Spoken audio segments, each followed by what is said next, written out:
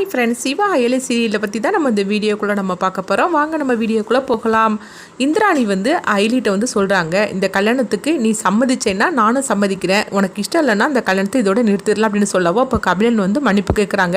அக்கா என்னை மன்னிச்சிருக்கா, அதாவது அயலி சொன்னது எல்லாமே உண்மை தான், ஆனால் இப்போ நான் அப்படி கிடையாது, அப்போ ஏதோ வயசு கோளாறுல இந்த மாதிரி நான் பண்ணிட்டேன், ஆனால் இப்போ அந்த மாதிரிலாம் நான் எந்த தப்புமே பண்ணலக்கா, என்னை நம்புக்கா அப்படின்னு சொல்லவோ அப்போ ஒரு கட்டத்தில் பார்த்தோம்னா ரித்திகா நான் கபிலனை தான் கல்யாணம் பண்ணிப்பேன், கபிலனை தவிர அவர் யாருமே நான் கல்யாணம் பண்ணிக்க மாட்டேன் அப்படின்னு சொல்லியிருந்தாங்க.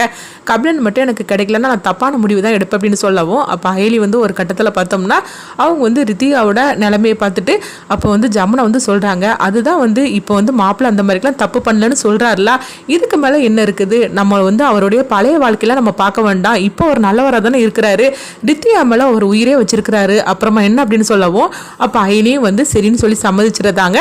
அடுத்து பார்த்தோம்னா கல்யாண வேலையெல்லாம் ஆரம்பிக்கலாம் அப்படின்னு சொல்லிட்டு அந்த வேலையெல்லாம் நடந்துகிட்டு இருக்குது.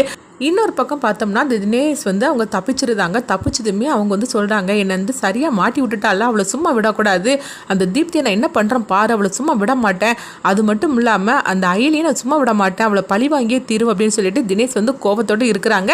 இங்கே பார்க்கும்போது தீப்தி அவங்க அயலி கிட்ட மன்னிப்பு கேட்குறாங்க. அயலி, நான் உன்னை எந்த அளவுக்கு நான் தப்பாக புரிஞ்சு வச்சுருந்தேன், ஆனால் நீ மட்டும் என்னை நினச்சிருந்தேன்னா நீ என்னை மாட்டி விட்டுருக்கலாம், ஆனால் நீ அப்படி எதுவுமே பண்ணலை, என்னை அந்த பிரச்சனையிலேருந்து என்னை காப்பாற்றி இருக்கிற, அப்படி இருக்கும்போது நான் உனக்கு நன்றி எவ்வளோ தூரம் சொன்னாலும் நான் கடமைப்பட்டிருக்கிறேன் அப்படிங்கும்போது அயலி சொல்கிறாங்க, என்ன தீப்தி நீ இந்த மாதிரிலாம் பேசிகிட்டு இருக்கிற, நம்ம குடும்பம் நல்லா இருக்கணும், அதுக்காக நான் என்னனாலும் பண்ணுவேன் அப்படிங்கும்போது இல்லை நீ என்ன சொன்னாலும் சரி தான், ஆனால் நானும் சரி இந்த வீட்டில் உள்ளவங்களும் சரி உன்னை எவ்வளோ தூரம் நாங்கள் தப்பாக பேசியிருக்கிறோம், ஆனால் கொஞ்சம் கூட என் மேலே கோவமே வைக்காமல் நீ என்னை எந்த அளவுக்கு இந்த பிரச்சனை காப்பாற்றிருக்கிற, அந்த நகையை மட்டும் நான் தான் எடுத்து கொடுத்துருங்கிற விஷயம் எல்லாருக்கும் தெரிஞ்சிருந்தேன்னா என்னோட நிலைமை நினச்சி பார்த்தியா என்ன நடந்திருக்குன்னு எனக்கே பயமாக இருக்குது, ஆனால் என்னை இப்படி இந்த விஷயத்தில் நீ காப்பாற்றிருக்கிற, உனக்கு நான் எவ்வளோ நன்றி சொன்னாலும் தகும் அப்படிங்கும்போது எங்கள் பாரு தீப்தி, அதெல்லாம் நீ நினைக்காத, நீ சந்தோஷமாக இருக்கணும், எனக்கு அதுதான் வேணும், அதனால நீ இதை பற்றிலாம் நினச்சிட்டு இருக்காது அப்படின்னு சொல்லவும் உடனே தீப்தியும் அழுதுகிட்டு இருக்கிறாங்க. அப்போ அயலி சமாதானப்படுத்துகிறாங்க, இந்த மாதிரி நடந்துட்டுருக்கு. அடுத்தது அங்கே பார்த்தோம்னா அவங்க அதாவது செலினை தான் காட்டுறாங்க. செலின் யாருன்னு சொல்லி பார்த்தோம்னா இந்திராணியோட கணவரை தான் காட்டுறாங்க. அவங்க பார்த்தோம்னா ரொம்பவே அவசரமாட்டு அயலியை பார்க்கறதுக்காக வராங்க. அப்போ அயலிட்டு செலின் சொல்கிறாங்க, அயலி ஒரு முக்கியமான விஷயத்தை பற்றி நான் உங்ககிட்ட பேசணும் அப்படிங்கும்போது சரி வாங்க சார் அப்படின்னு சொல்லிட்டு அவங்க ரூமுக்கு கூட்டிகிட்டு போகிறாங்க. அப்போ என்ன விஷயம்னு சொல்லி கேட்கும்போது இந்த மாதிரிக்கு தினேஷ் தப்பிச்சிட்டான் அப்படிங்கிறாங்க. இது கட்டதுமே அயலி அதிர்ச்சி அடைகிறாங்க. அப்போ அந்த விஷயத்தை பற்றி அவங்க பேசிகிட்டு இருக்கும்போது அப்போ செலின் அவங்க அயலி கிட்ட தனியாக நின்று பேசிகிட்டு இருக்கிற விஷயத்த பார்த்தோம்னா அவங்க தேவநாயகி பார்த்துருந்தாங்க. இந்த செலின் எதுக்காக அயலி கிட்ட பேசுறதுக்காக வந்திருக்கிறா, நம்ம குடும்பத்துக்கே ஆகாதவன் அவன் என்னன்னா அயலி கிட்ட பேசுறதுக்காக வந்திருக்கிறான். அந்த அயலியும் அவனை தனியாக ரூமுக்கு அழைச்சிட்டு போயிருக்கிறாள். இந்த விஷயத்தை பற்றி இப்போமே இந்திராணி கிட்ட சொல்லணும், என் பையனை எந்த அளவுக்கு எல்லாரும் முன்னாடி அசிங்கமாக பேசுனா, அப்பேற்பட்டவளை நம்ம சும்மா விடக்கூடாது, இவளையும் எல்லாரும் முன்னாடி வச்சு அசிங்கப்படுத்தணும் அப்படின்னு சொல்லிட்டு கபிலனோட அம்மா நினச்சிட்டு உடனே இந்திராணி கிட்ட போய் இந்த விஷயத்தை பற்றி சொல்கிறாங்க. இங்கே என்ன நடந்துட்டு இருக்கு தெரியுமா, அந்த செலின் இந்த மண்டபத்துக்கு வந்திருக்கிறான் அப்படிங்கிறாங்க. இது கிட்டதுமே இந்திராணி அதிர்ச்சி அடைகிறாங்க. என்ன சித்தி நீங்கள் சொல்லிட்டு இருக்கிறீங்க அப்படிங்கும்போது அது மட்டும் கிடையாது, அயலியும் அவனை அழைச்சிட்டு போய் தனியாக ரூம்ல இருந்து அவங்க பேசிட்டு இருக்கிறாங்க அப்படிங்கிறாங்க. இது கிட்டதுமே இந்திராணி அப்படியே அதிர்ச்சி அடைகிறாங்க. சரி சித்தி நான் பார்த்துக்கிட்டு அப்படின்னு சொல்லவும் உடனே அவங்க கபிலனோட அம்மா சொல்கிறாங்க, அவளை சும்மா விடக்கூடாது அப்படிங்கும்போது சரி சித்தி நீங்கள் சத்தம் போடாதீங்க, ஏன்னா இங்கே எல்லாருமே வந்திருக்கிறாங்க, அதனால என்ன நடக்குதுன்னு நானே போய் பார்த்துட்டு வரேன், நீங்கள் கொஞ்சம் அமைதியாக இருங்க அப்படின்னு சொல்லிட்டு இந்திராணி மட்டும் காட்டுறாங்க. இந்திராணி அங்கே வரவும் இங்கே பார்த்தோம்னா செலின் அவங்க தினேஷை பற்றின விஷயத்தை தான் சொல்லிட்டு இருக்கிறாங்க.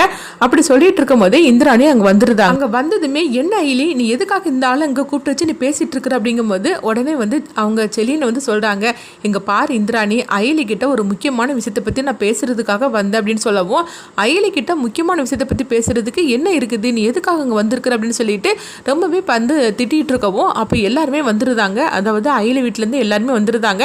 வந்ததுமே என்ன நடக்குன்னு புரியாமல் அவங்க முழிச்சிட்டு இருக்கும்போது என்ன ஆச்சு அப்படின்னு சொல்லிட்டு இந்திராணிட்டு கேட்டுட்டு இருக்கும்போதே இந்த ஆள் என்னுடைய முன்னாள் கணவர், ஆனால் எனக்கு இந்த ஆளுக்கும் இப்போ ஆகவே ஆகாது, ஆனால் அயலி அவளை கூப்பிட்டு வச்சு அவர் பேசிட்டு இருக்கிறா, அன்னைக்கும் இந்த ஆளால் தான் பிரச்சனை, இன்னைக்கு எதுக்கு வந்திருக்காருன்னு தெரியலன்னு சொல்லிட்டு செலினை பற்றி அவங்க ரொம்பவே அதாவது கடுமையான வார்த்தைகளால் அவங்க திட்டிகிட்டு இருக்கவும் இப்போ செலின் சொல்கிறாங்க, ஒரு கேஸ் விஷயமா தான் இவங்களை பார்க்கறதுக்காக வந்திருக்கிற அப்படிங்கிறாங்க. கேஸ் விஷயமா இவளை பார்க்கறதுக்காக நீங்கள் வந்திருக்கிறீங்களா, என்ன தான் நடக்கு அப்படிங்கும்போது ஆமாம் அயலி தான் ஒரு போலீஸ் ஆச்சுல, அதனால தான் பார்க்கறதுக்காக வந்திருக்கிற அப்படிங்கவும் இது கெட்டதுமே இந்திராணி மற்ற எல்லாருமே அதிர்ச்சி அடைகிறாங்க. என்ன சொல்லிட்டு இருக்கிறீங்க, அயலி போலீஸான்னு சொல்லி கேட்கவும் அப்போ இந்திராணியும் கேட்டுட்டு இருக்கிறாங்க. என்ன அயலி அவர் சொல்கிறது உண்மையானு சொல்லி கேட்கும்போது ஐயோ இது என்னது வசமாக இவரை நம்மளை மாட்டி விட்டுட்டாருன்னு சொல்லிட்டு அதிர்ச்சி அடையவும் அடுத்து செல்லம்மா ஜமுனா எல்லாருமே வந்துட்டாங்க. என்ன அயிலி, அவர் சொல்கிறதெல்லாம் உண்மையா? அப்போது நீ வந்து உங்கள் அம்மா பார்த்த வேலையை நீ தான் பார்த்துட்டு இருக்கிறேன்னு சொல்லி கேட்கவும் அப்போ அயிலி சொல்கிறாங்க, ஐயோ அவர் அப்படிலாம் சொன்னதை வந்து நீங்கள் நினைக்காதீங்க அப்படிங்கவும் அப்போ செலின் வந்து உஷாராயிருந்தாங்க. அப்போ அயிலி வந்து இந்த மாதிரிக்கு ஒரு அதிகாரின்னு இருக்கிறாங்கன்னு சொல்லிக்கிட்டு இவங்க யாருக்கிட்டுமே சொல்லலை போலுக்கு, நம்ம தான் அவங்களை சிக்க வச்சுட்டோமா அப்படின்னு சொல்லிட்டு அவங்க அதிர்ச்சி அடைகிறாங்க. அடுத்து பார்த்தோம்னா செலின் சொல்கிறாங்க, ஐயோ அப்படிலாம் கிடையாது, நான் ஒரு கேஸ் விஷயமா வந்து இவங்ககிட்ட சொல்லி வச்சுருந்தேன், அதனால இவங்களுக்கு வந்து சேர்ந்து அதிகாரிகிட்ட எனக்காக இவங்களும் பேசினாங்க, அதை பற்றி தான் நான் கேட்கறதுக்காக வந்தேன் அப்படின்னு சொல்லவும் இப்படி சொல்லி அவங்க சமாளிச்சிருந்தாங்க. உடனே வந்து அதான் நான் பார்த்தேன், இவாளும் வந்து போலீஸ் ஆகிட்டான்னு சொல்லிக்கிட்டு நான் அதிர்ச்சி அடைஞ்சிட்டேன், அப்படி மட்டும் ஆயிருந்தா இவளை நான் வீட்டை விட்டே நான் அனுப்பி விட்டுருப்பேன் அப்படின்னு சொல்லிட்டு ஜமுனா வந்து கோபத்தோட சொல்லவும் அப்போ செலின் வந்து அவங்க அயலை பற்றி வேற மாதிரிக்கு சொல்லி சமாளிச்சிருந்தாங்க. அதனால ஜமுனாவும் சரின்னு சொல்லிட்டு அவங்க நம்பியிருந்தாங்க. உடனே வந்து இந்திராணி வந்து சொல்றாங்க, இங்க பாரு அயலி, இந்த ஆளை ஃபர்ஸ்ட் இந்த மண்டபத்தை விட்டு நீ போக சொல்லு அப்படிங்கும்போது உடனே செலின்னு சொல்றாங்க, இங்க பாருங்க நான் ஒரு விஷயமா தான் வந்து அயலியை பார்க்கறதுக்காக வந்தேன், அதை பற்றி நான் பேசியாச்சுது, இதுக்கு முன்னாடி நான் எதுக்காக இங்கே இருக்க போகிறேன், என்னால் அயலிக்கோ மற்றவங்களுக்கோ பிரச்சனை வர வேண்டாம், நான் கிளம்புறேன், தயவு செய்து நீங்கள் வந்து அயலியை வந்து எதுவும் தப்பாக நினச்சிடாதீங்க அப்படின்னு சொல்லிட்டு சரின்னு பாட்டுக்கு அவங்க கிளம்பி அங்கேருந்து போகவும் அப்போ வந்து இந்திராணி ரொம்பவே கோபத்தோடு இருந்துட்டு இருக்கிறாங்க. அடுத்து பார்த்தோம்னா பத்மா சொல்கிறாங்க, அதுதான் அவர் சொல்லிட்டு கிளம்பிட்டார்ல, எதுக்காக எல்லாரும் இங்கே வந்து நின்றுட்டு கூட்டம் போட்டுட்டு இருக்கிறீங்க, எல்லாரும் கிளம்புங்க, ஆக வேண்டிய வேலை எவ்வளோ இருக்குது, எல்லாரும் கிளம்புங்க அப்படின்னு சொல்லவும் அப்போ ஜமுனா செல்லம்மா எல்லாருமே அங்கேருந்து கிளம்பி போயிருந்தாங்க. அடுத்த பார்த்தோம்னா இந்திராணியும் அவங்க அயலி மட்டும் தான் நின்றுட்டு இருக்கவும் அப்போ இந்திராணி வந்து அயலியை பார்க்குறாங்க, என்ன அயலி நீ வந்து அதாவது வீட்டில் ஏதாவது சொல்லாமல் நீ மறைச்சிருக்கியா அப்படின்னு சொல்லி கேட்கும்போது அயலி சொல்கிறாங்க, அப்படிலாம் ஒன்றும் இல்லை அப்படிங்கும்போது, இல்லை நீ வந்து அவர் சொன்ன மாதிரிக்கே போலீஸாக இருக்கிறியான்னு சொல்லி கேட்கும்போது, ஐயோ அப்படிலாம் ஒன்றும் இல்லை மேடம், அவர் தான் சொன்னார்ல அப்படிங்கவோ அப்போ இந்திராணி வந்து அப்படியான்னு சொல்லிட்டு போகிறாங்க. ஆனாலும் அவங்களுக்கு மனசுக்குள்ளுக்கு ஒரு சந்தேகம் இருக்குது, ஒருவேளை அயலி அவர் சொன்ன மாதிரிக்கு அதிகாரியாக இருப்பாங்களோ அப்படின்னு சொல்லிட்டு அவங்க நினைக்கிறாங்க. அந்த மாதிரிக்கு அவங்க நினச்சிட்டு போகவும் அடுத்து அங்கே பார்த்தோம்னா தினேஷை தான் காட்டுறாங்க. தினேஷ் வந்து தீப்திக்கு ஃபோன் பண்ணுறாங்க. உடனே தீப்தியும் நீ வந்து எப்படி வெளியே வந்தேன்னு சொல்லும் போது நான் ஒன்றும் வெளியே வரல, நான் தப்பிச்சு வந்திருக்கிறேன் அப்படிங்கிறாங்க. இது கிட்டதுமே தீப்தி வந்து அதிர்ச்சி அடைகிறாங்க. அடுத்து பார்த்தோம்னா எனக்கு இப்போ உடனடியாக பணம் வேணும், நீயும் அயலியும் சேர்ந்து என்னை இந்த மாதிரிக்கு மாட்ட வச்சிட்டிங்களா, உங்களை நான் சும்மா விட்டேன், அப்படி மட்டும் நீ பணத்தை தரலன்னா உன்னோட ஃபோட்டோ எல்லாமே என்கிட்ட தானே இருக்குது, அது எல்லாத்தையும் நான் வந்து வெளியே விட்டுருவேன் அப்படிங்கிறாங்க. இப்படி கேட்டதுமே தீப்தி அழ ஆரம்பிச்சிருந்தாங்க. அப்போ அயலி வந்து அங்கே வராங்க, என்னாச்சு தீப்தி அப்படின்னு சொல்லும் போது ஃபோனில் அவங்க பேசிகிட்டு இருக்கவும் உடனே வந்து பார்த்தோம்னா அயலி வந்து ஃபோனை வாங்கி பேசுகிறாங்க. உடனே தினேஷ் சொல்கிறாங்க, என்னை மாட்டை வச்சுட்டு போயிட்டேன்னு சொல்லி சந்தோஷப்பட்டுட்டு இருக்கிறியா, நான் தான் தப்பிச்சு வந்துட்டோம்ல, அதாவது உங்கள் வீட்டு பொண்ணை வந்து நான் அசிங்கப்படுத்துறதுக்கு எனக்கு ரொம்ப நேரம் ஆகாது, அவளுடைய ஃபோட்டோ எல்லாமே என்கிட்ட தான் இருக்குது, அதை மட்டும் நான் வெளியிட்டேன்னு வச்சுக்கோங்க, உங்கள் குடும்பமே வந்து அவ்வளோதான், அவங்க மான மரியாதையெல்லாம் வந்து போயிடும் அப்படிங்கிறாங்க. இது கிட்டதுமே அயலி அதிர்ச்சி அடைகிறாங்க. அங்கே பாரு தயவு செய்து எதுவும் பண்ணிடாது அப்படிங்கும்போது, அப்படின்னா உடனே எனக்கு 5 லட்ச ரூபா பணம் வேணும், அது எடுத்துக்கிட்டு நான் சொல்கிற இடத்துக்கு நீ வா அப்படிங்கிறாங்க.